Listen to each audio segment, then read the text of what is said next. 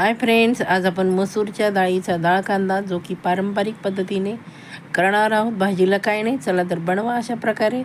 छान असं आपण तेल गरम केलं, त्यामध्ये जिरे टाकले, कांदा टाकला, लसूण खोबरं टाकलं, टॉमॅटो टाकला आणि जी मसूरची डाळ आहे ती छान धुवून आपण त्यामध्ये घालणार आहोत.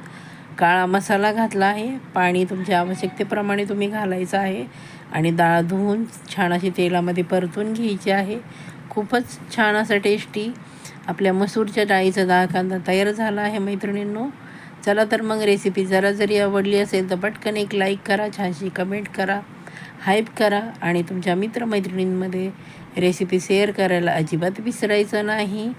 हे बघा किती सुंदर उन्हाळ्याच्या दिवसात चटपटीत आणि झटपट होणारी मसूरच्या डाळीची डाळ कांदा ही रेसिपी बनवून बघा आणि बनवलं तर कशी झाली ती सांगायला विसरायचं नाही.